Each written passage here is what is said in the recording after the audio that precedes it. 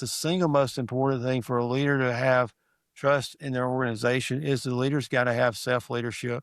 And what's frightening is, and I've done this before, I hate to admit, but you have a blow up with your team and you want to fix it, you want to get involved, well, you're dealing with what's happened immediately, but that's not it. The problem is not the problem that you think it is. It's what happened 6 months ago that started it. So you have to go back.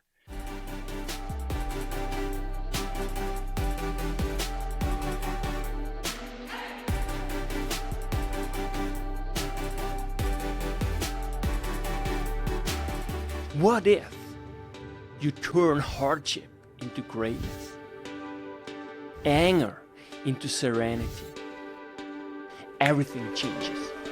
Make your life a masterpiece.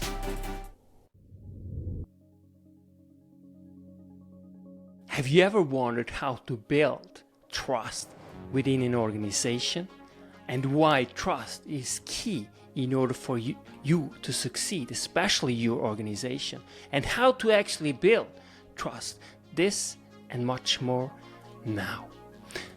Welcome, Dr. Loden, to the show to really discuss your newly published book, Before It Breaks, the 7 Pillars of Trust Every Leader Must Build, published by Loden Leadership Press 2026. And before we start, congratulations for this huge effort.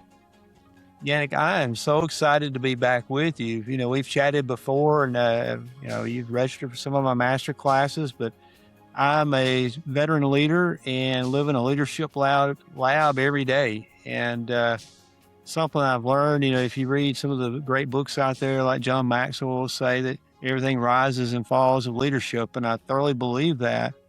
But after being a veteran leader and also coaching leaders in education and other fields, I've come to believe that the foundation of everything that we do as leaders is based around trust. And I think we've all felt it when you're in an environment where you have high levels of trust, everything flows and you don't have fear.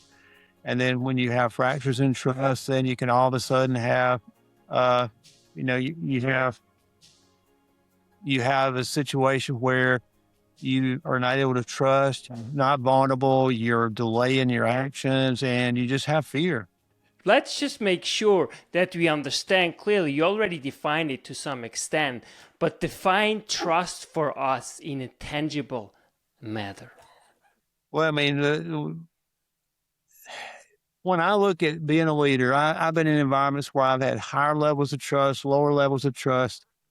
And when you talk to people, they can tell you, I think most people would say they've been in environments where you've had higher levels of trust. They've also been in lower levels of trust, but when you start talking about it, it's almost like a feeling instead of an operational system that you put in that guides you. And that's the attempt. The book that I have is a lot different. There's some great research on trust. There's books out there about trust, but the whole foundation is taking the experience I've gained from coaching others and working as a leader and putting in some operational practices that you can help to shape trust and manage trust so it's a part of your procedures and your culture.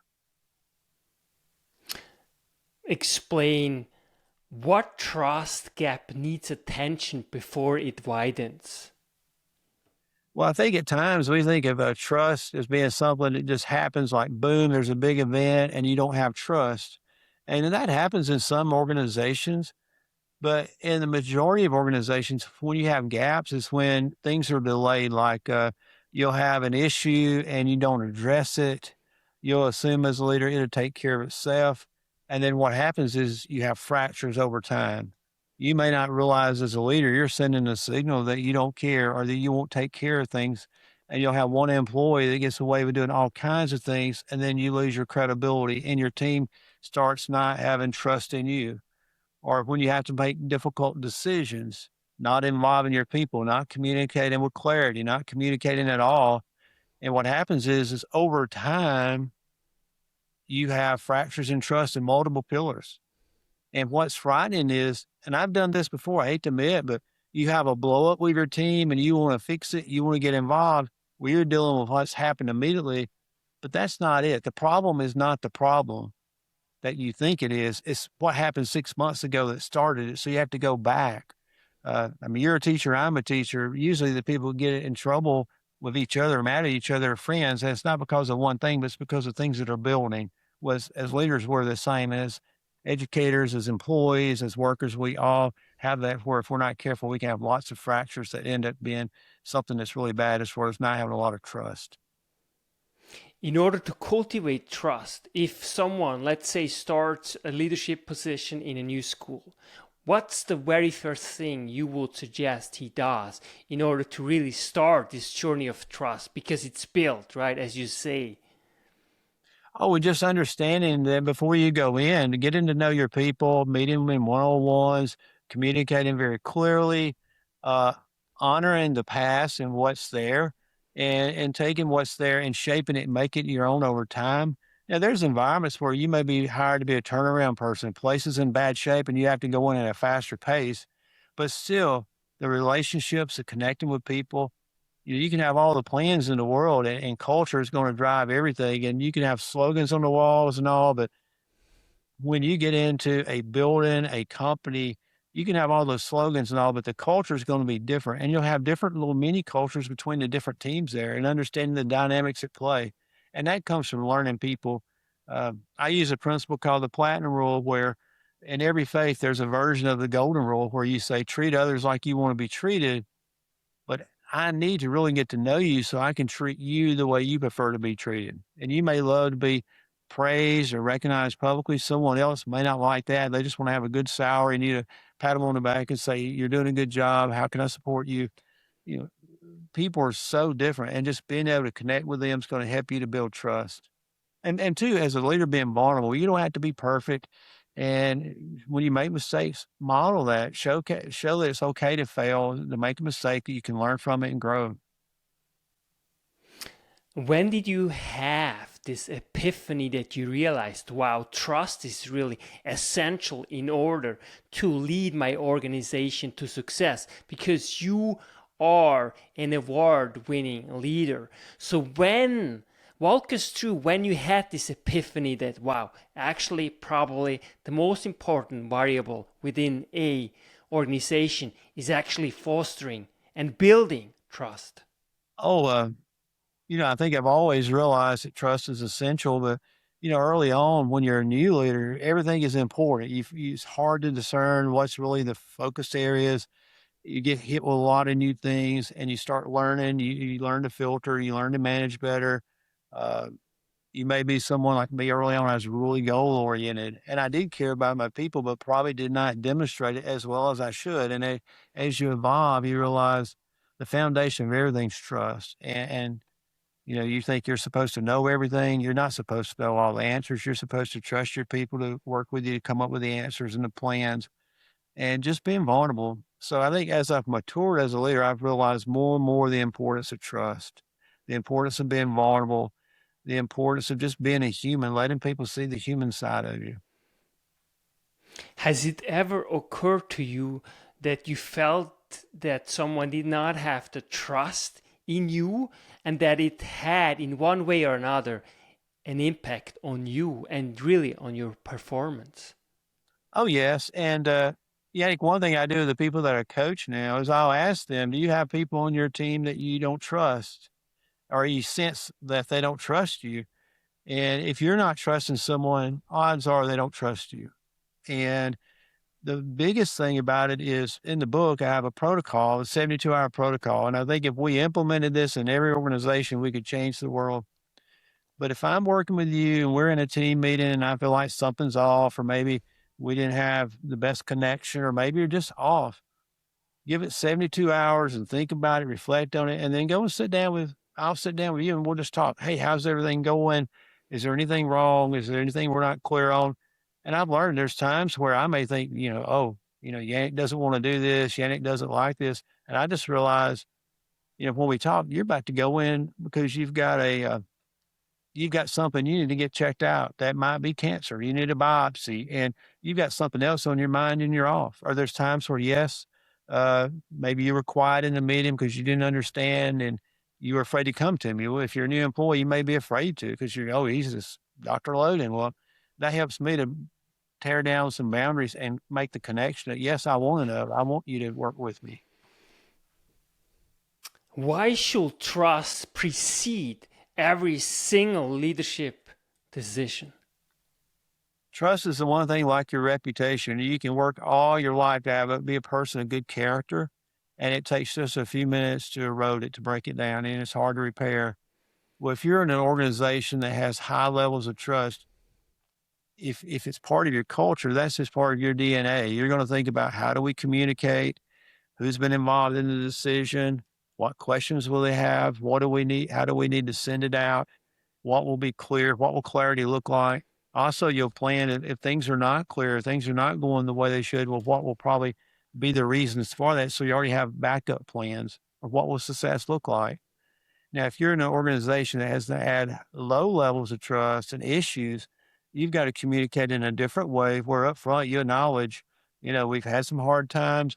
I'm going to be very honest with you. I'm going to be very truthful with you, even if it's not good. One proactive matter is like in communities or in your systems, letting people know that if there's bad news, here's how we communicate it. So they know kind of your playbook and they're ready to hold you accountable for doing what you're saying you're going to do. It's also really about fostering and predictability. I think it's very important Oh, yeah. for a leader to foster that so people actually have a sense of where they are at. And that is so important, just being consistent. You don't have to I don't have to always like my leader or wanna hang out with my leader and go out to eat dinner with them. I want a leader that's gonna be consistent so I know that they're not Dr. Jekyll, Mr. Hyde, that you're the same every day. I kinda know what to expect. I know how to read them. You don't wanna be someone that people don't know how to read you and, "Oh, is this a good day to talk to him? No, he's in a bad mood. You need to wait till another day." You don't wanna have that. And one thing that I frame in the book that's a little different too, because I have a pillar, it's about consistency. But consistency is not always just about the leader, but it's about having the systems that are consistent. So really anyone can do the job if they're in that role. But people also know what to expect. They work together in teams, they flow together across the organization, so you don't have surprises. Because there's nothing more frustrating than when you have teams operating in silos and they don't trust each other. They're not sharing knowledge, they're not sharing resources because there's like a competition or a low level of trust. So having consistency in your organization is so important in building trust. What do you think is more important? Trust and trusting really your employees in order for them to really perform as well as possible? Or is it more being able to hire the best people in terms of their competency? What would you think like is more important for an organization? I'm going to say, just like I would with educational leaders, if you gave me a building full of great teachers and I had to put a marginal leader in, or if I were going to put a really good leader in just the average building, I would go with the average building with a great leader because in 3 years, people are going to rise to the occasion. They're going to be developed. You'll attract people that are very high performing. High performers do not like being in average environments. They want to be in an environment where they can thrive. So if you're a leader and you have high standards and you communicate thoroughly with your people and you give them the freedom when they earn the right. And what I mean by that is situational leadership. I want to know your talents and your skills and put you in that zone and let you thrive. But when you're new, I may be closer to you checking in more because I want to know how you're doing, how I can support you, and also trying to learn about you because and in the fields I've been in and learning environments, you always look for job enrichment so people can do other things and stretch out. And like in my first state I was at as a superintendent, I had at one time, I think it's 7% of the superintendents in the state I'd hired or recruited and had worked for me as a principal or in the central office. In Missouri, I've been here 8 years and I already have 3 people that are superintendents that have worked in our district. And it's exciting when you can help develop people and they're telling you, I want to be a leader and you can put them in different situations and support them. Then that helps to build trust when people see that. What do you think is the biggest obstacle really for a leader to start this trust building? What do you think, or what did you really experience as a leader from your own leaders that you lead, that you think like that's the biggest obstacle for them to really to foster and build trust, but also to lead with trust? The one thing you're not going to see in most of the books that are out there about trust are going to have the pillars similar to mine or priorities, and they're going to talk about care, consistency, communication, and they're all very, very important. And you can frame them different ways. But the single most important thing for a leader to have trust in their organization is the leader's got to have self leadership. The hardest person for me to lead is Gearl Loden. And if I'm able to trust myself and I'm able to read and put good things in and I have the right priorities, the right character, then when some pressure gets on me, I'm going to be able to really show that I do have courage to lead. I have the character to lead. And if I trust myself and have confidence in myself, that means I'm going to be able to want people around me that are very bright, talented, that not afraid to push back. And they're going to trust that I care for them and I support them and we can have synergy around each other. There's nothing better than having a lot of people that are very smart and bright with great ideas coming together and bantering back and forth until they reach consensus. And then what you have is better than any one person could ever create. But if I go in and I don't trust myself and I want to hire people that are not as smart as me, and I want people who are just yes people, people that look and act just like me, then I'm setting the stage for pretty good because, in a world where everybody looks at what's different, if we look at what's common, it doesn't matter what religion you are or where you're from. If we focus on what's common and our goals are similar, then we can really work together and use our differences as a strength. You really mentioned really the great Peter Drucker and Maxwell, right? They really put this forward and you really live it, from day to day. Tell me what you think is the hardest part in self-knowledge, in managing yourself. Oh goodness. Most people oh gosh, I don't have the stats just in my mind right now, but typically I think it's 85% of the people or 90% of the people are going to say they're self-aware. But when you look at the surveys on it, there'll be between 5 and 10% that are really self-aware. The more you can be self-aware, the more I realize that I see Gearl Loden one way, but my wife sees me a different way. My kids, you'll see me a different way. There's a million Gearl Lodens that people see.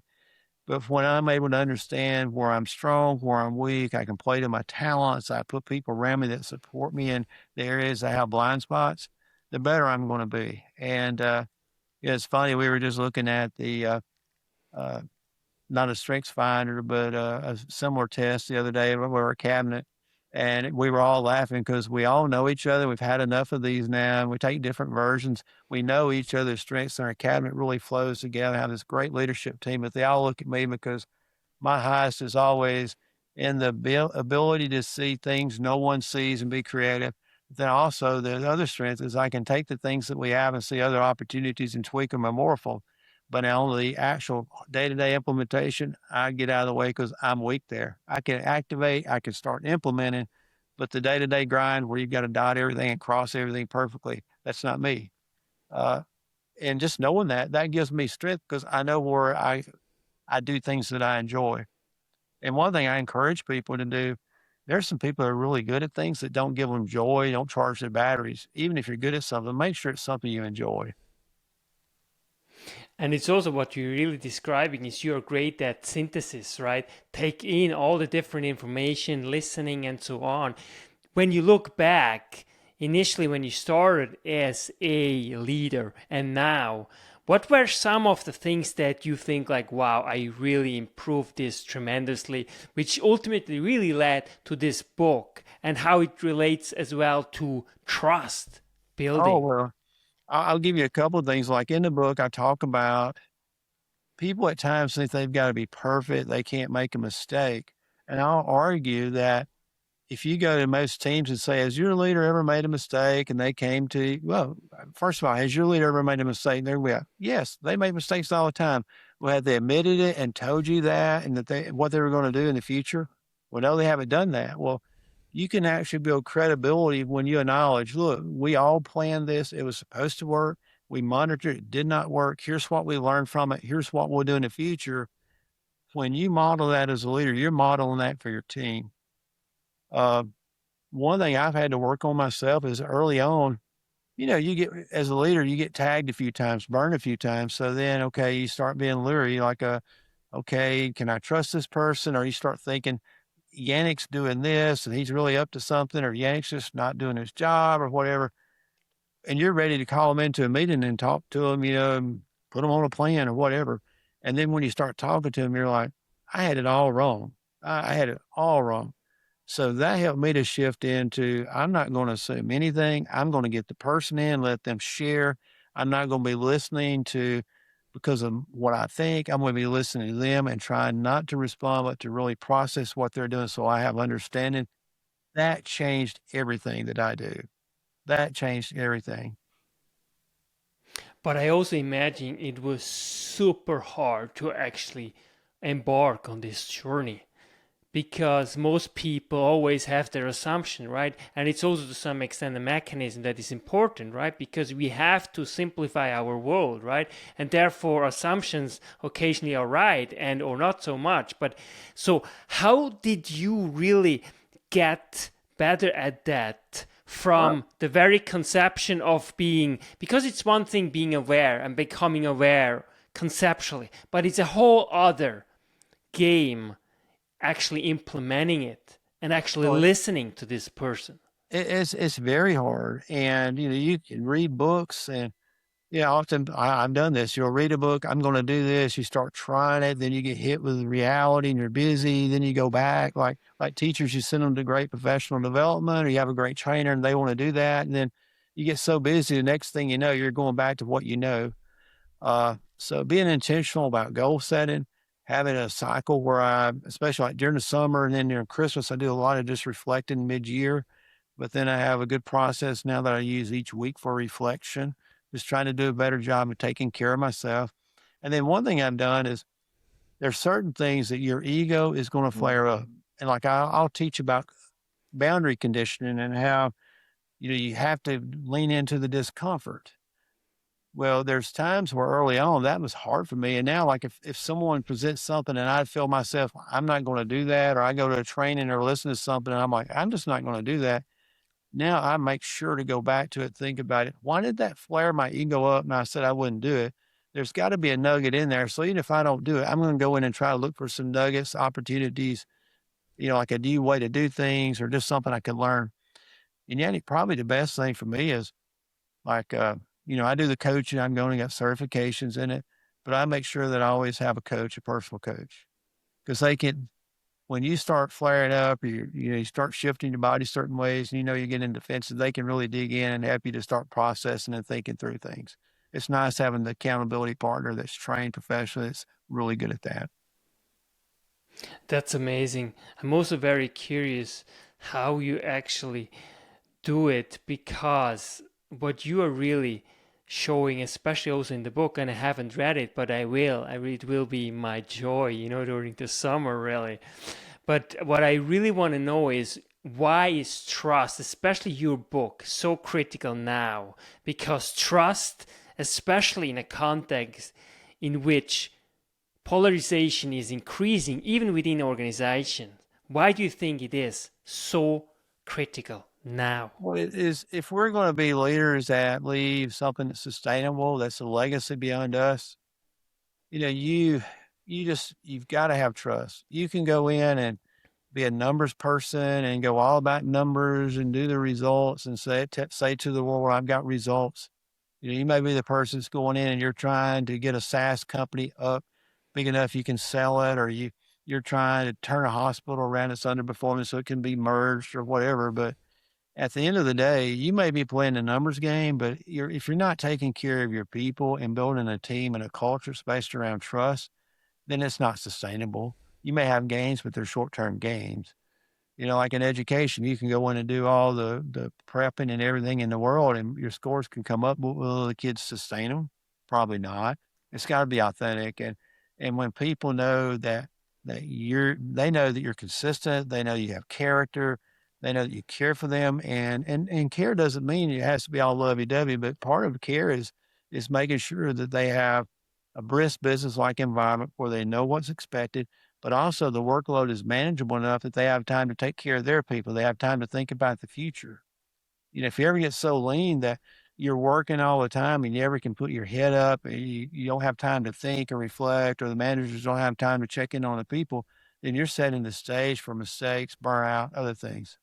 Because at the end of the day, we're all about connections and people. Even the people that are maybe more introverted, they like in a lot of ways being around people and being able to have connection. They may not be the most talkative, but they like me, I'm kind of introverted in some ways. And I may be quiet, but I want to be around people.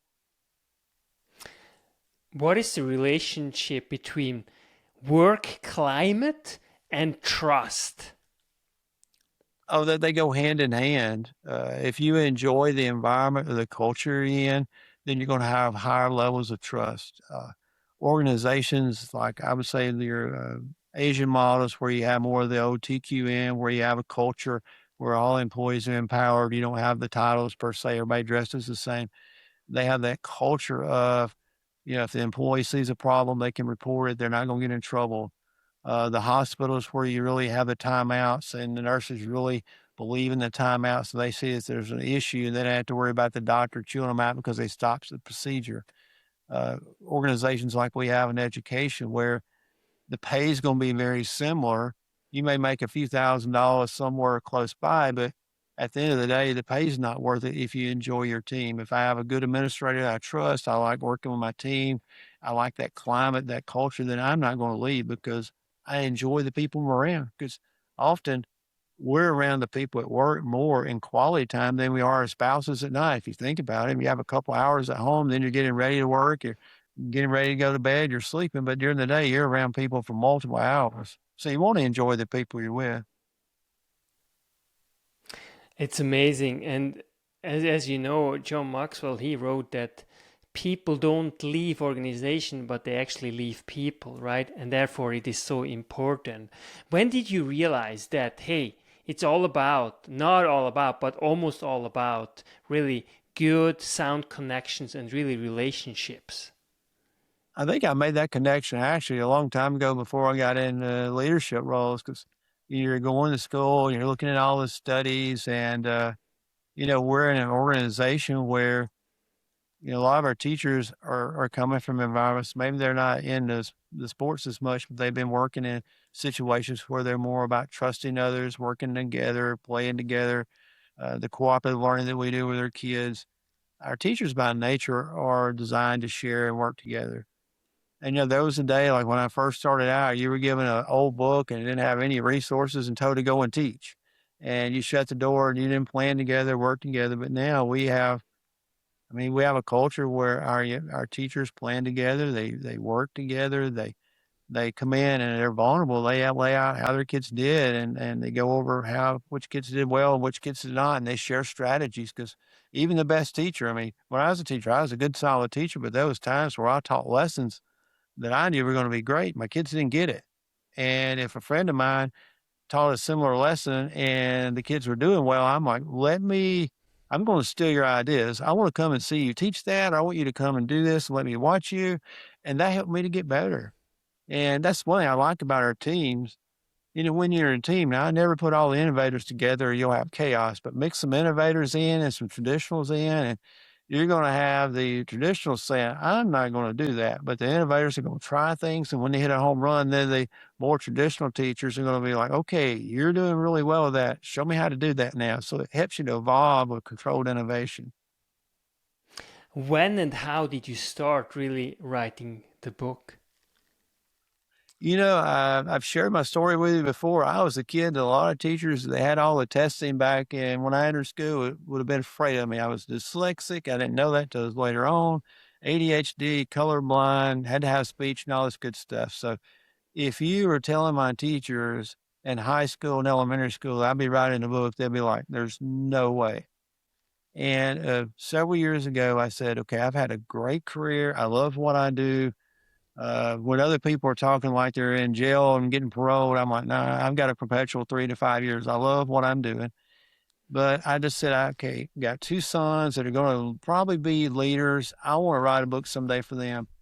And literally about a year and a half ago, I just pulled a trigger and said, I'm going to pay a guy to make a website. I'm going to start writing. And Yannick, I know this. When I go back and look at some of the people I love and I look at their first stuff they were writing like 5, 6, 7 years ago, I'm like, it's not the same. I've only been doing it for a year and a half, but my first videos and blogs and all were just, oh, they were so bad compared to what they are now. But I started writing and have really enjoyed that. Did some master classes in the fall.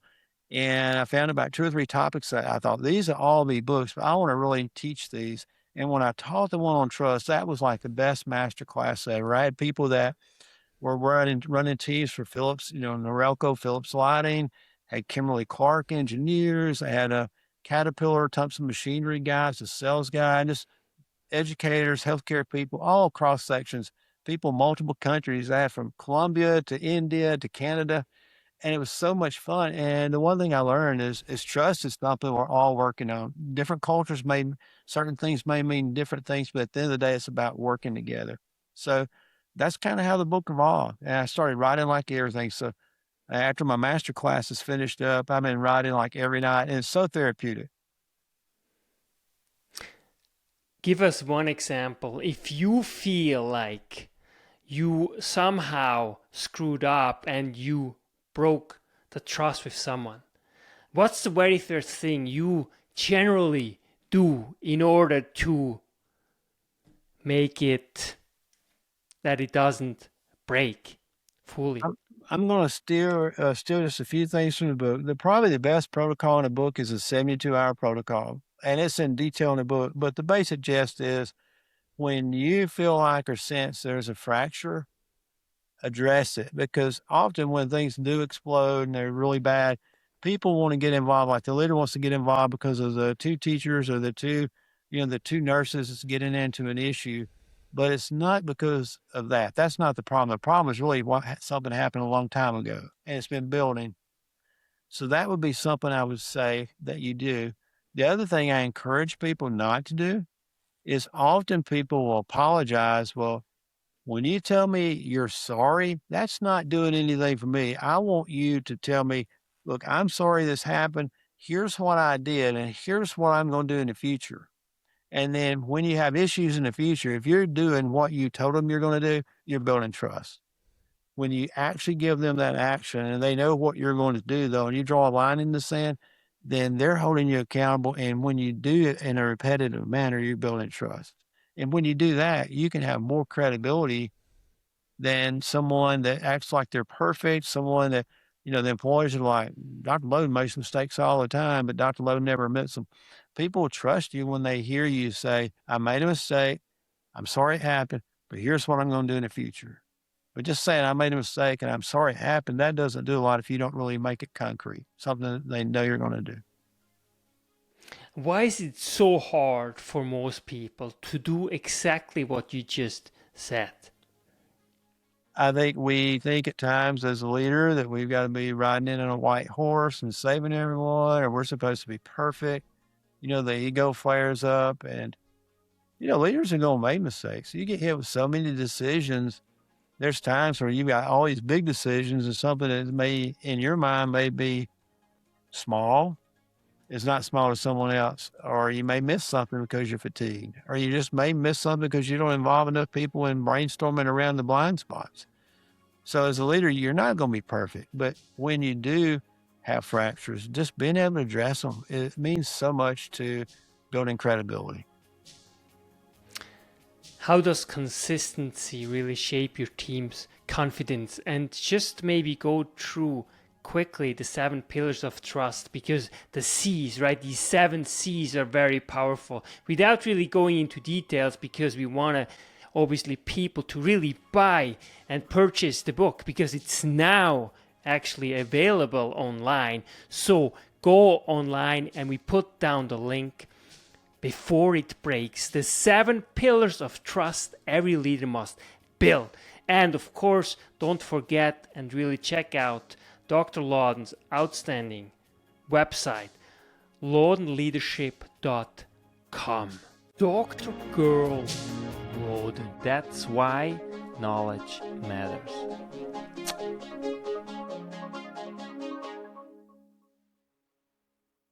Make your life a masterpiece. Visit now programs.the-ykm.com.